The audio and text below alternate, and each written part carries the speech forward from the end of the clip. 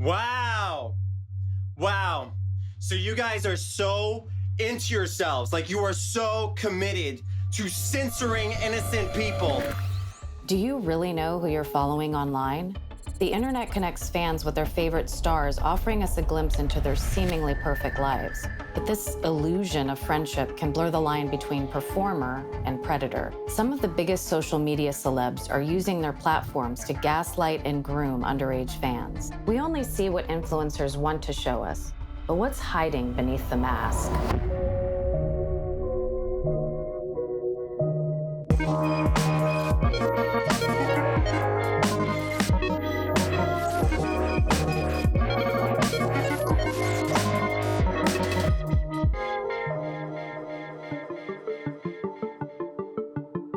The internet is an amazing place for us to explore our interest and connect with the larger world. But some social media stars are making it unsafe.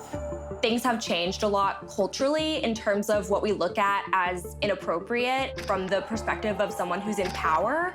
There is such thing as an abuse of power between a famous entertainer and their young fan base who oftentimes have a really strong sense of desire to make this person happy regardless of what it takes. Fandom is not a new phenomenon, but we've come a long way since boomers and Beatlemania, and so has our understanding of celebrity. Today's celebrities have a direct connection to an obsessive and often underage audience, and as their influence grows, so do the profits of the platforms that host them. In 2019, YouTube brought in a whopping $15 billion in advertising revenue. $8.5 billion of that went to creators, much of which is allocated to the top 1% of channels.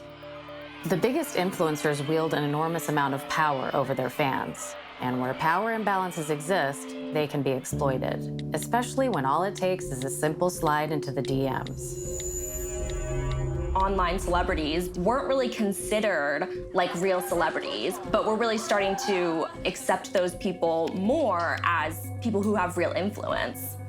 Onision in real life showed us how even in the early days, some of the very first e-celebs allegedly used their influence to exploit their fans. I allegedly groomed an underage person. That's not a thing. Grooming isn't telling someone they're a CUNT. That's not a thing. That's like brushing your hair with razor blades and lemon juice. That's not, nobody's getting groomed that way. Onision had this cycle of social grooming. His most famous accuser, while she was still underage, she became very close with him. And then once she turned 18, the allegation goes on to say that he ended up sleeping with her. That situation was legal, but the idea of grooming is that he was exploiting the relationship with Sarah that he had developed while she was still underage. What would hurt me a lot is like having to watch him say like, oh, we don't even hug Sarah, we don't even do this or that, and it's like I'm sitting there like 16 watching this, and I'm just like, but yes you do, like you're sitting here and you're blatantly lying, and I can't say anything because I don't want to get you in trouble. Sarah recently shared her story on the latest episode of Onision in real life, streaming now on Discovery Plus. After years of holding back and fear of the YouTuber's toxic fan base, she finally felt empowered to speak her truth in hopes that it will help other fans understand the risks involved in social media fandom. Risks like grooming.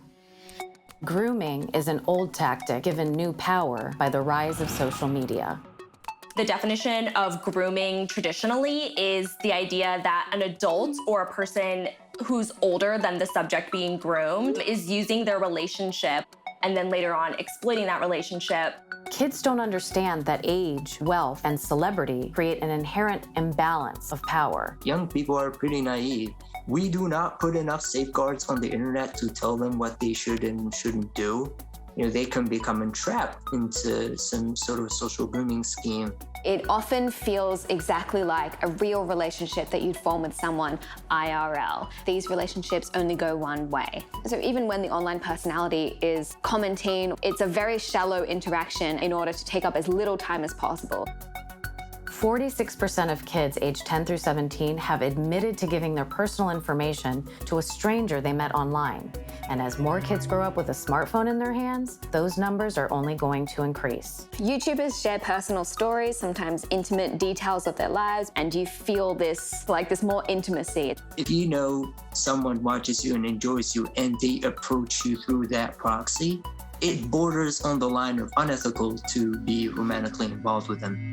Jorge Garay became an overnight sensation on TikTok, amassing 4.6 million followers who were captivated by his antics with partner Benji Kroll. But in August of 2020, the two were rocked by an anonymous allegation that appeared on Twitter.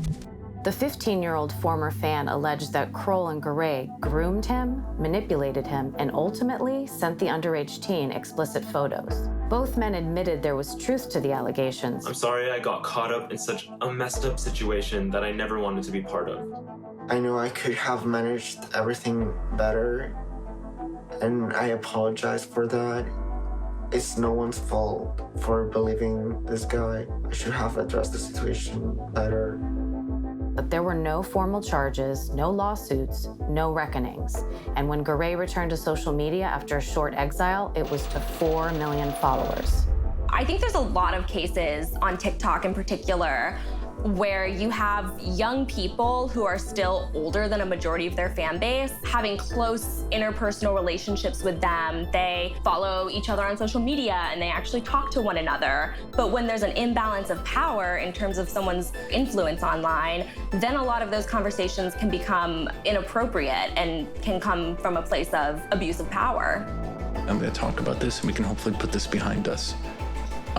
On Twitch, a streamer named Hashinshin amassed an impressive audience with his personality and gaming skill. But when reports of Hashinshin grooming and exploiting underage girls emerged last year, the greater Twitch community swiftly moved to condemn him. I didn't try and fail to groom anyone. That would just be called grooming, okay? That's literally what grooming is. If you try to groom, you're grooming. And after an investigation, he was permanently removed from the platform. Deplatforming is an imperfect solution to a much larger problem. And if we want to make the internet a better place for everyone, we need answers now. An algorithm or even a human moderator can only do so much. The law doesn't have many tools to curb online abuse, thanks to our First Amendment protections. But legislators have at least tried to take action. In March of 2020, a bipartisan group of senators introduced the Earn It Act, designed to incentivize social media companies to clean up their platforms. But the imperfect and possibly unconstitutional bill failed. For now, it's up to the platforms to protect kids. On January 20th, YouTube demonetized Onision's channel for violating the creator responsibility guidelines and causing harm to the community, taking action against one of their most infamous alleged predators. Platforms wait for something bad to happen until they act. You inherently always end up waiting on the most extreme cases to happen. They didn't change the rules. They just decided to enforce them after nearly a decade of outrageous behavior and documented abuse. Unlike deplatforming, Onision will still be able to post new videos to his legions of subscribers, but he'll no longer be able to make money directly from YouTube. That's little comfort to those whose lives have been shattered. For Onision to be demonetized means YouTube has had enough of them. This is pretty much the nuclear option, short of just banning him completely off the platform. When it comes to people who have proven themselves to take predatory actions online, I think that there should be steps taken to remove those people from their ability to access the internet. Are platforms more profitable with predators than without? How can we balance freedom and safety online? There are no easy answers. The internet has only just begun to grow, and as we grow as people within it, it's up to us to shape it into a safer, better place for everyone. Until then, we just have to be wary of certain social media stars and their extremely bad influence.